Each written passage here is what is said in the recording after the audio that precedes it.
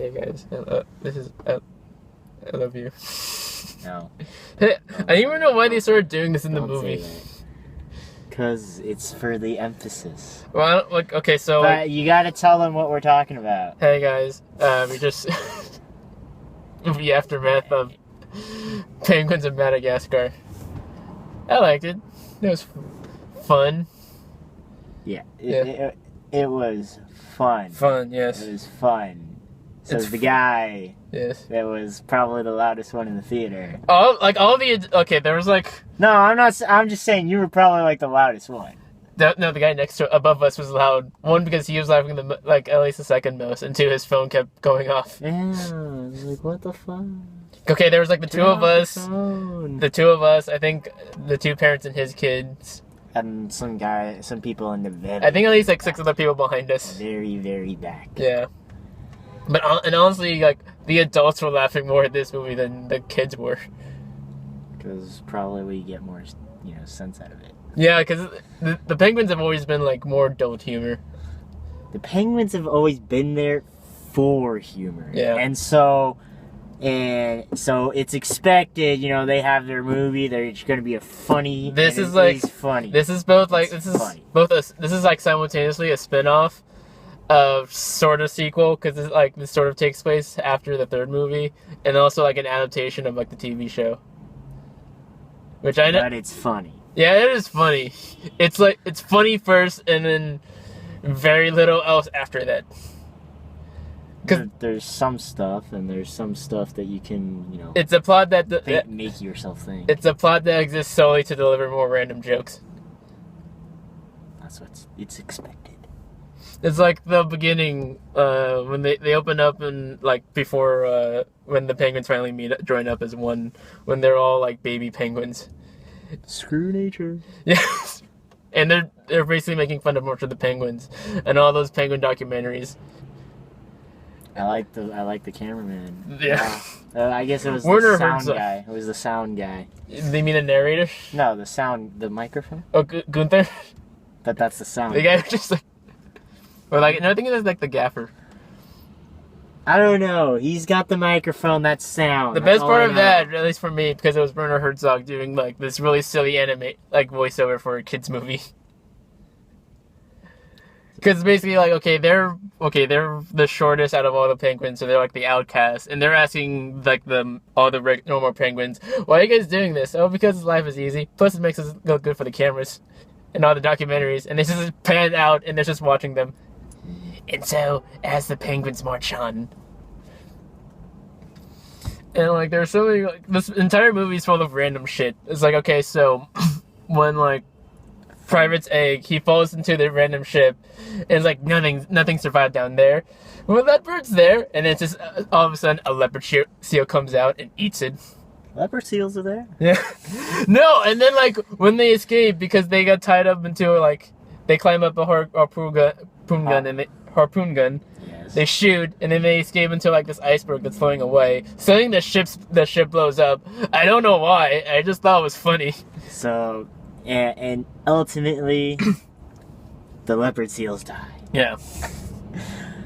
So they're the only survivors of the ship.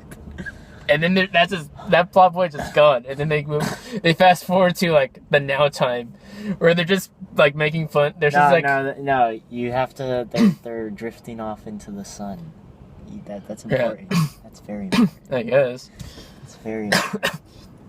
No, and they started making fun of the first three Madagascar movies, because they have that song playing, and they're like, "The song's getting louder. I can't take much more of it." It's like, get Private out of this stupid afro wig. Polka dot afro, polka dot afro, polka dot, polka dot, polka dot afro. Is this your first time What do you mean? seeing it? This movie or Yes. Oh yeah. Okay, I'm surprised. Mm. Anyway. And I guess this movie has just a bunch of random ideas. Like, okay, they launch out of a cannon full of dynamite into like Fort Knox. I thought it was fireworks. They shot a cannon full of fireworks. And as they're flying past to get to Fort Knox, you can see the title still like behind them. Okay, they sneak into Fort Knox. They knock out the guards with some kind of weird toy clock thing. That releases gas. Those clocks that just They sneak spin around in. and They stop. break into the safe by playing banjo music, which like gets the security guard to say, "Okay, come in, have some tea." Okay, they get in. They ignore all the gold in the giant vault to get to like this entire vending machine of nothing but one like the cheesy dibbles. 2 buy 1 bag. Yeah. Even though like they can clearly just like they're small enough that they can just like slide in and get it. They did get in. Yeah. That's when the villain shows up. Yeah, and then like you see a vending machine walking out like with tentacles, just burst through Fort Knox and take out like 2 security guards, and then get helicoptered in through lifted up by another helicopter, and then into a submarine where like they're captured and they've sustained on nothing but cheesy dipples. Very, very detailed synopsis of. I know, but I want to highlight how like of the first like 10 minutes. I want to just highlight how like insanely energetic this movie is. Like it's the chase scene's the best. Yeah, because like our show is 3:00. It is just 5:00. This movie was like 90 minutes straight of like the straight nonsense energy. And that's fantastic, and like especially for DreamWorks, is like they know how to do this kind of animation well. It's very energetic, solely for comedic purpose animation. Very comedic. So comedic. There's a great chase scene. This guy probably spent like 5 minutes of not laughing. Yeah. And it was more toward the end. That's because I got tired, honestly. Exactly. And at least it's like it's focused. It keeps going, and and that's perfectly fine. Because again, like there's this great chase scene where they're escaping on like a gondola in Venice, and they keep going across. They keep moving across different terrain, different vehicles in the air.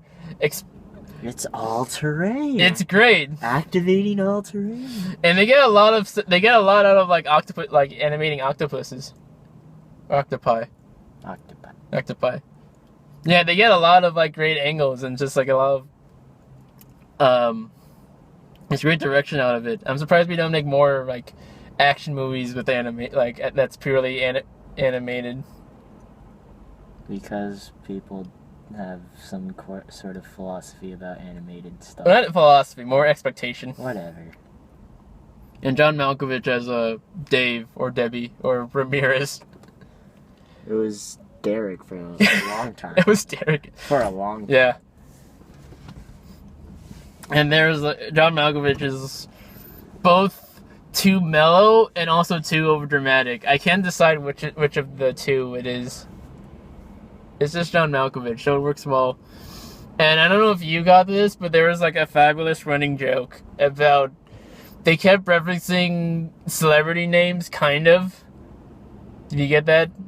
Why would I get that? I don't know. Hoping. Because okay, so he has Dave. He has these like henchmen octopi and like they always sort of like make a pun out of like a celebrity's big actor name. It's like Nicholas, cage them. Oh, that one. Yeah. Or Elijah, would you capture them for me? I don't know. Or Drew, Barry, more power. Kevin, bake on. I don't know a lot of people. But like that's just a stupid joke. That's a stupid joke that makes me laugh because it's so kind of surreal.